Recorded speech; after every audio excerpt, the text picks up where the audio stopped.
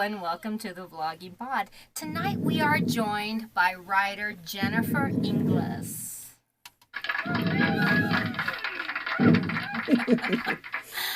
Okay, I'm going to turn you down just a little bit on my speakers here. There, because I'm hearing you breathe. Not that it's a problem. We want you to breathe. Oh, thank you. Thank you. I appreciate that. Breathing is a vital. Yeah, breathing is vitally. Allowed to breathe. Thank you. So I want to start off our interview about career changes. You went from school teacher to writer. Tell us a little bit about how that came about. Well, actually, I went from other things to school teacher to writer. I went back to school at an advanced age I started the process about 15 years ago to become an English teacher. I had been working in advertising for, a number of years, doing like media analysis and ad placement and all that really fun stuff. Right. And I just said, this is not working for me. And my mother had gone back to school to become a teacher, something she probably should have done years before, but didn't. And she encouraged me to start the process, which I did about 15 years ago. I have a degree in theater, and I wanted to teach English, so I had to go take some university level classes and make up some deficiencies. And then I started the program about 11 years ago, and I got my Illinois State Teacher certification in secondary English, grades 6 through 12, and which also led to a master's degree in teaching. And I taught in the Chicago suburbs in a high-needs school district for about 6 years. I was a drama teacher. And it was an experience. It was middle school is not where I expected myself to be. I pictured myself as a very cool high school English teacher, with lots of turquoise and the scarves. And I found myself teaching middle school drama to children who did not want to learn drama. Oh. And they were quite adamant about that. And during that time, I started writing. I started writing humorous essays, which I put on a blog, and entertaining my friends with, funny little emails. And at some point, I decided to take those essays and put them into a book, which I self-published in 2013. And that was fun. It was a vanity project, but it was fun. And I got to thinking, you know what? I think I can do this. And I've always written, poems and short, whatnot. But really just seriously had an idea for a novel, and I did it. I wrote it, and I finished it, I would say about 5 years ago. And I managed to find a wonderful agent, and then we found a wonderful small publisher. And, I was off and running. I left teaching because I'd had enough, and here we are. Okay. So that kind of swings into my second question. I was like, oh man, please don't tell too much. Don't tell too much. Because I was like, wait, second question. Oh, sorry. That's all right. No, it happens to me all the time. There are some people I get on, and it's like, I don't know, they have some kind of mental link where they can just jump right into my next question. I don't even have to say anything. No, I'm just in love with the sound of my own voice. Well, you have a great voice. You could actually probably do what I'm doing. Let's see. So let me back this up just a little bit. So you're not just a writer.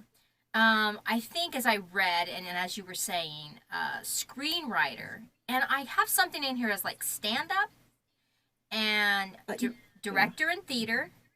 And I'm just kind of curious about the break time in the time frame, because you jumped ahead. You did advertising, which this part I did not know. So I've got that on the sideline here. So break down the exact career space. I want to know how you went from the advertising, you went back to school. But tell me where the stand-up comes into all that. Well, it's funny. I have stand-up material, and I did a little stand-up in college. Mm-hmm. And, open mics and whatnot, moderately okay. And then I didn't do it for a while. And then I decided, when I left teaching, that I'm going to work up to it. I took some classes at the Second City in sketch comedy writing, and I I met some youngsters there that did stand-up comedy, and I kind of got inspired, and they encouraged me, and I started putting together new material, and then the pandemic hit. Mm. So, I'm a stand-up without an audience. Ah. Yeah, I was about to get into it again for the first time since, the 90s, and Mother Nature had other ideas. So I haven't yet stepped in front of the mic as a grown-up, Mm-hmm. but I'm hoping when things go back to whatever passes as normal in the future that I can get back to it. Now, did I just hear you say the 90s? So you did it in the 90s as well? No, just in college in the 90s. Just in the college. Okay. Yeah, All right. I want to make sure yeah. I didn't miss something. I'm like, wait a minute. No. Where's this coming from? I got to do some better research, I'm telling you. No, I'm kind of all over the place. So what I did is I took, whatever I would have used as stand-up material and kind of made them into essays. Right. Okay.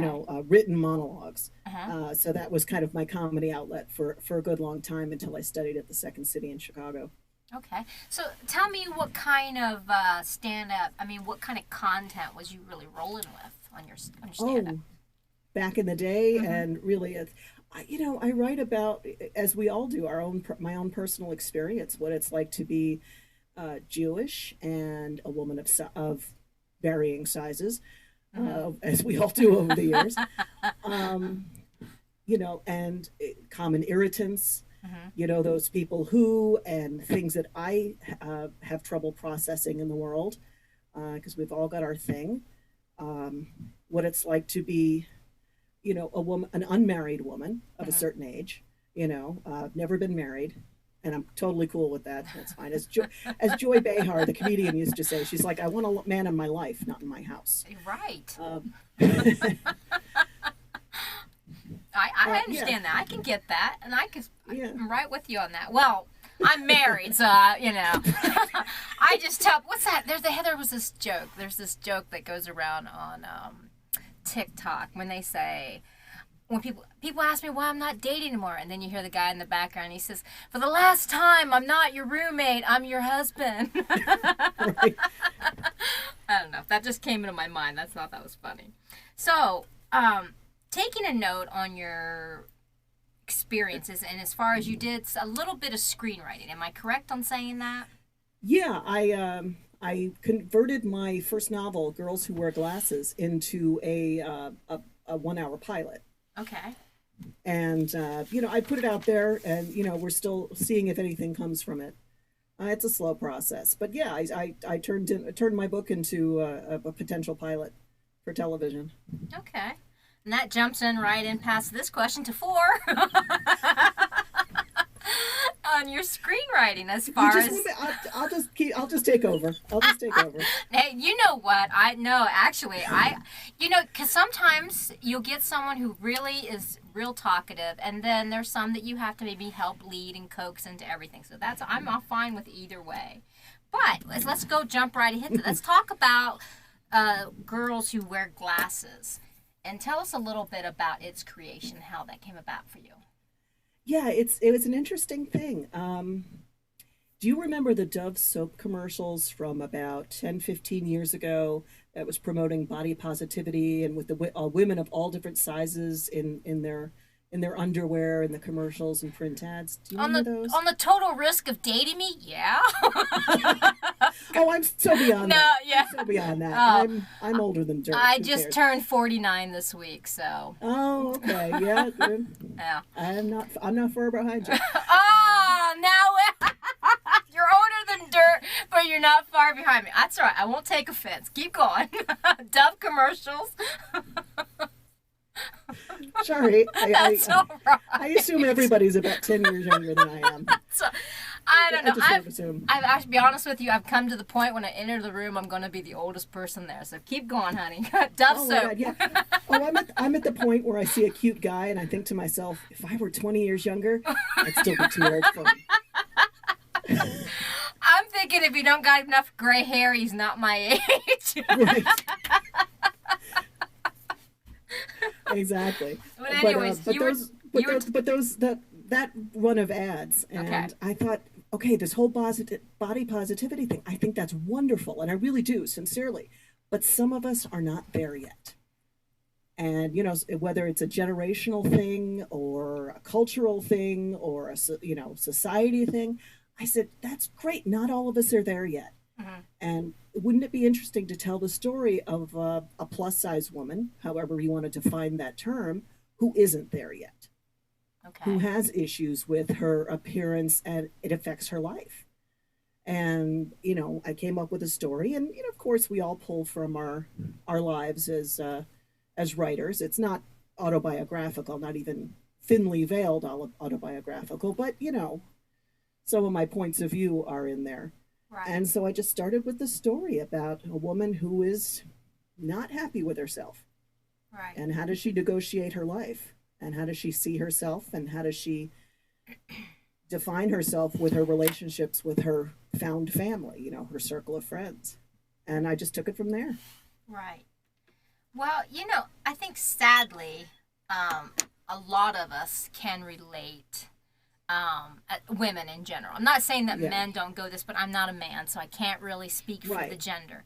But Yeah. for my own self, I understand never feeling quite. You know what I'm saying? Like Yeah. you're the one who judges yourself the most Oh harsh. God, yeah. Yeah, so Yeah. I get that, and I was picked on Yeah. in school, and I've been every size in the book. Okay. Mhm. Mhm. I have been, I've been smaller. I've been this. I've starved myself. I've had an eating disorder. So I Yeah. get where you're coming from on this Yeah. completely. And I think just as me being the wiser one here because I'm a little older, right? Anyways, I think that once you reach a certain age, it's not as much of an important issue as it is when we are younger. Right. But I think that again, that comes with age. It comes with that Yeah. time and that experience. Because if you were to tell your younger self what we know now, you would probably like, who's this old lady trying to tell me what Exactly. to do? Exactly. So, as you talk about writing a screenplay, and I believe that I got the sensation when I was doing the research, and you let me know if I'm wrong, but Okay. I got the sensation that your dream job would be to write spec scripts for television, perhaps. Am I getting this Actually, wrong? yeah, you're very close. Okay. I love writing novels, and I'm going to continue to do that. But yeah, oh yeah, I've always wanted to write for television. Right. On staff at a sitcom. I think the first show I ever really wanted to write for was, I think, let's say, Mad About You Okay. Yeah, I in the early remember that. 90s. Yeah, I I'm think, that old. Yeah, go ahead. but shows like that, shows like Seinfeld and Mad About You and Frasier and Will and Grace, the original, Oh, yes. the original, Yes. even Yes. Friends to a certain extent. Even Friends to a certain extent, I think really shaped my worldview and what I wanted to do and how I wanted to express myself creatively. Mhm. I said, how great is that? You have a recurring set of characters. You get to tell their story every week and make people laugh in the process. And I thought, it's the best of all worlds as far as I was concerned. So yeah, oh God, writing for television, yeah, that would be the best. Along with writing novels, because I have found that to be something I enjoy very, very much. Right. Well, let's see. Let's backtracking a few questions. And you're talking about your aspirations of screenwriting. Can you maybe take a minute with so girls who wear glasses? Keep that in mind. Explain the writing process for you on how it was as a writing as a book, and how you've done your screenwriting for your sitcom. Sure.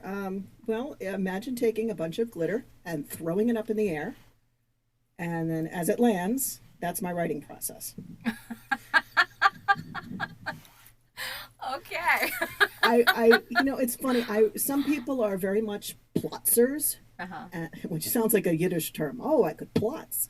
But then some people are very much seat of the pants writers, and I'm the latter. I just kind of have an idea, and I go from signpost to signpost. I every time I do that though, I hear my late mother's voice in my head going, "You need to outline it, outline it." In her very very distinctive New York accent. Right. When I started Girls, I just had basically the story in my head. I had the beginning, the middle, and the end. I had certain scenes that I knew needed to happen, and in between, I would just sit there and go, "All right, what needs to happen next?" Then I'd sit and marinate on it for a little while, and then I'd write the next scene. And okay, what needs to happen next? And kind of keep going from there. Um, and then you go back and you fill in and you fix and you edit and you take things out, you eliminate chapters. But I really just go from signpost to signpost. These need to happen, and how do I get there? So that's how I wrote my book. I do need to outline it, but I don't quite. I don't quite. And as far as transferring that to a script, it's difficult. It is much more difficult than I thought. Right. It might have been easier to do it as a 2-hour feature, but I really wanted to focus on television and the newfangled streaming media. So I tried to cut it down to make it episodic, and you have to look at the beginning of your story and say, okay, what do I really need to focus on? How do I introduce this character to the world when we don't have the benefit of being in her head? Mm-hmm. I can't. I can't tell you how she's feeling or get into her thought process. As an audience member, you're sitting on the outside. You're not privy to that. So you really have to pare down the story.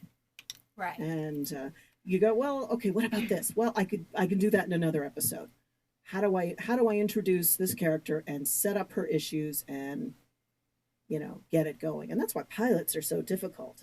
Right. Most of the time, I don't love pilots of any show, even shows I grow to love, because there's just so much to ingest. Right.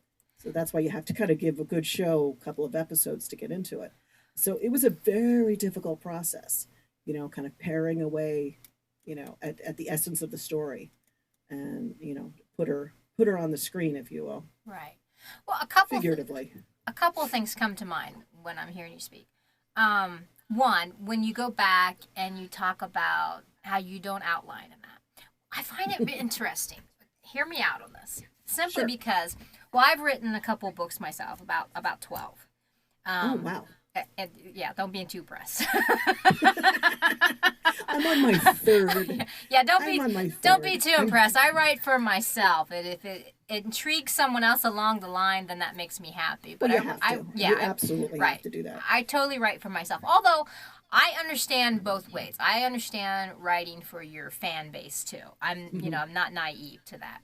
However, when I stop and think, because I've gotten my criticism when I started out, okay? Because everyone shows their mom, and because your mom like it, don't mean the whole world's gonna, You're like, oh, I'm gonna be big, mom loves it, but not quite that way. But my mom had notes. Okay, my husband did, but we won't go there. Yeah, my mom had notes. All right. Okay. Well, anyways, like I was saying, so I always had to believe, because I did a little bit of college, but nowhere near what you did. So when I stop and think about the outlining process, I always think these are more academic people. You know what I mean? Mm-hmm. That have gone. Mm-hmm. So you actually slapped me in the face by my thinking right there, because you're more by the seat of the pants. And I can really relate, because that's how I write. Yeah. I start with a premise, and then I go, and then my characters build as I write, and I'll do a sideline thing, building that character, just in case I want to do a sequel or whatever, Right. So I'll write as the characters write. I'll add to that. So that I find very interesting, because you just blew my whole theory there away. But I won't judge you for it, because I'm like, yeah, this girl's my kind of girl. But the other part, when you talk about screenwriting, here's what I find interesting. So this is just me assuming. I have no knowledge of this at all, okay? So you let me know, and you have more experience at this than I do. I'm a novice as well. I mean, all right, it's cool. A new process for me. Well, let's spit some theories here. I would think when you start to write that, because like you said, you can't really tell what she's thinking unless you're into a monologue and you have it, you know what I mean? Yeah. Where kind of like how Sex in the City, she would talk over, you know what I mean? And over the dialogue. Yeah. However, when you would write for a sitcom, do you feel as though, and maybe this is just me, would you have to write more as far as showing her emotions and as far as motion of her body, her face, where she stands, how she holds herself? So Yeah. you know what I mean? I'm just Yeah. curious about your concept on that.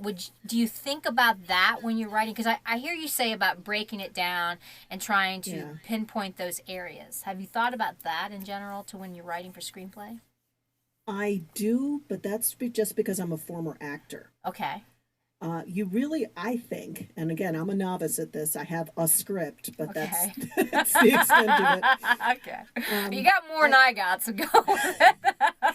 but it's hard because there is a lot. You basically are providing a skeleton, as far as I'm concerned, and Hmm. then as far as uh, how the character moves and talks, that's the actor's job.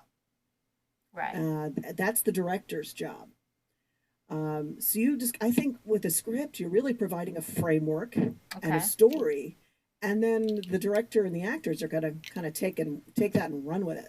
Okay. So it makes you wonder, though, when you do that. It, does the story kind of evolve into maybe how the director or the actor Oh yeah, sees it? oh yeah, So, yeah. okay, have you, since you've done the acting, have you ever felt that, or have you had ever in a situation where a writer of a screenplay was like, that's not quite the intent that I meant? Well, yeah. My acting, with stage acting. A lot of times, some playwrights will put a lot of stage directions to the actors Mm-hmm. in there, and it could be anywhere from crosses stage left, Okay. which could be problematic because maybe the director doesn't want them to cross stage left at that point, and then Mm-hmm. you have to just take that as a suggestion. And then sometimes playwrights will put in the stage directions really how they want the line to be read, the monologue to be done. And I don't know, unless the playwright is in the audience, I think you're free to make it your own. Right. If you're the actor working with the director, they can take it in a whole other direction because, as you know, as a writer, no matter what you're writing, once you put that out in the world, Oh, yeah. it's not yours anymore. Oh, yeah. So Exactly. if you're a playwright, you just kind of have to go, okay, well, these are my suggestions. If you can do that, if you're not I don't know what language you allow on your thing. If you're not a jerk, I try to stay, nice and right, even. But right, yeah, I get you, fill Joe. in the blank. Yeah, If fill in you're the not blank. a Yeah, fill in the blank, exactly. you just go, okay, well, that's how they're taking it. And I know some playwrights and screenwriters are probably very strict. No, no, no, that's not how I wanted it. But really, once you put the play, the script, the book out there, Hmm. it's not yours anymore, and people are free to interpret however they want. So Right, I do have an idea how a scene would be played when I write it, but I also have to keep in mind that it could be done completely differently. right. We're basically out of time, but I have a few more questions. Do you want to stick Oh with me for no, just a little bit more? absolutely. I'll All stay right. for an hour. I've got nothing to do. I only do about 20 minutes, Ah, but I do have a few more questions, so I don't want to let you go sure. yet. But I just want to I'll, make I'll, sure. I'll keep them brief. I'll keep Okay. them brief. No, yo, you're fine. You're fine. Sometimes we're a little longer, but 20 minutes is what I shoot for. Sure. But we're good if you go over it. So I'm not. That's not a problem at all. But what I Okay, want because to I. do is I want to talk just a little bit about a future endeavors. I believe that it Mhm. is Enchanting Sarah Greenberg. I want to hit base with that a little bit. Can you tell us a little Sure. bit if you can? I know it's not quite out yet, right?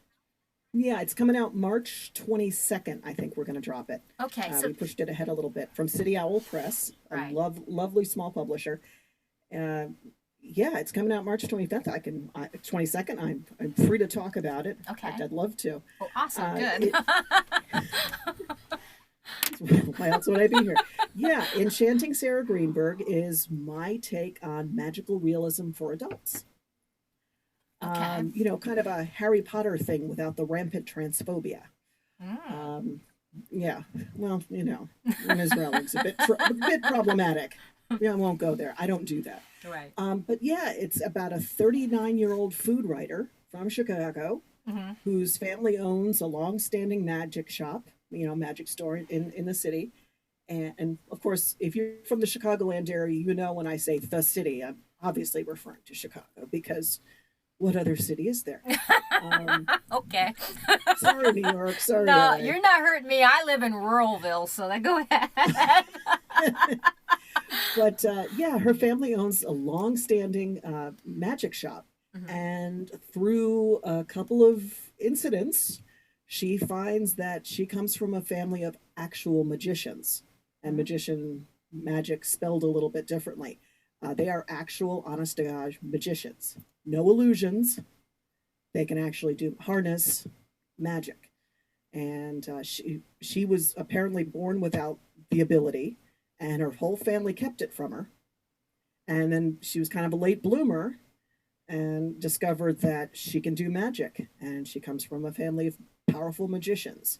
And she has to make this very sudden life adjustment on who she thought she was, just a writer living an ordinary life with a nice boyfriend and a nice job, and didn't consider herself anything special, and then all of a sudden finds she has these extraordinary abilities.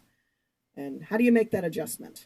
Right. Any big change in your life, and And then hijinks ensue. So, I'm assuming there's going to be lots of humor in this. yes, yeah, that's just my thing. I have to write humorous stories. My goal is to tell the story, but also make people laugh. Nice. It's Nice. it's super important. So And there's some fun characters and some hopefully some humorous elements for people to enjoy. nice. You throw some action in there, you got me hooked. There's a little bit, a Okay. little bit.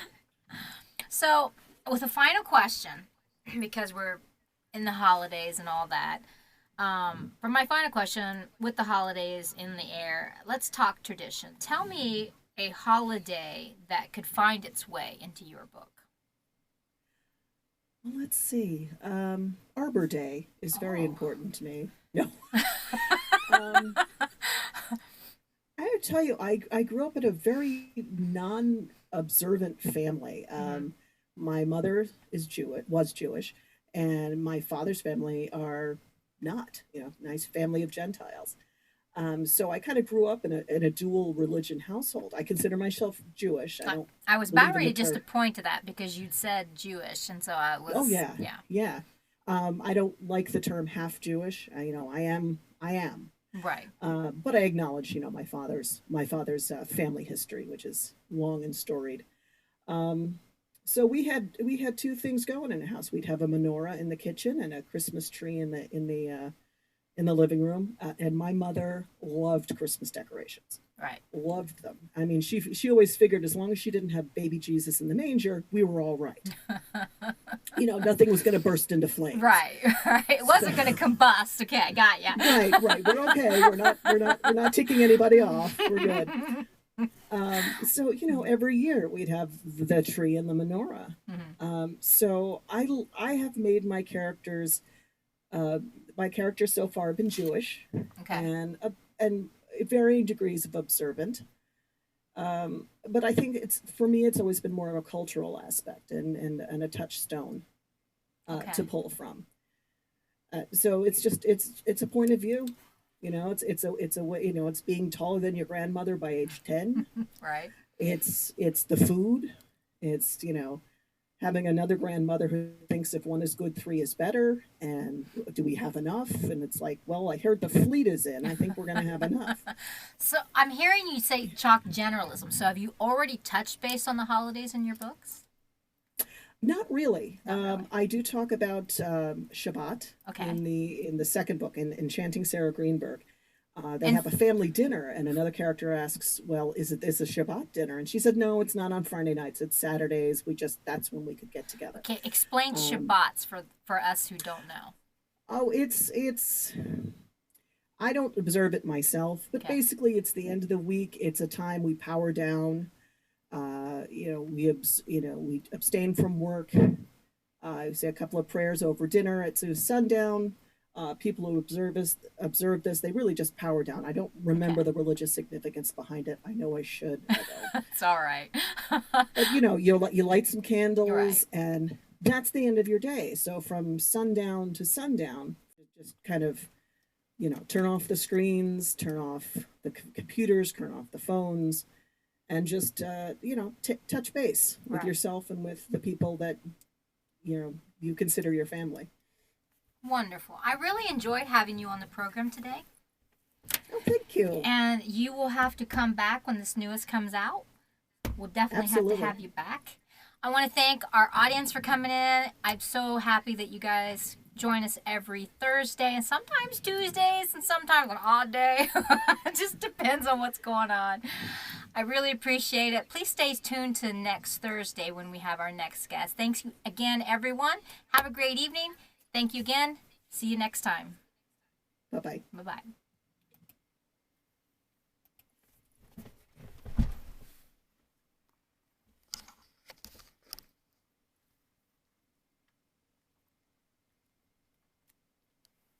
Just kind of turn off the screens, turn off the computers, turn off the phones, and just touch base with Right. yourself and with the people that you consider your family. Wonderful. I really enjoyed having you on the program today. Oh, thank you. And you will have to come back when this newest comes out. We'll definitely Absolutely. have to have you back. I want to thank our audience for coming in. I'm so happy that you guys join us every Thursday and sometimes Tuesdays and sometimes an odd day. It just depends on what's going on. I really appreciate it. Please stay tuned to next Thursday when we have our next guest. Thanks again, everyone.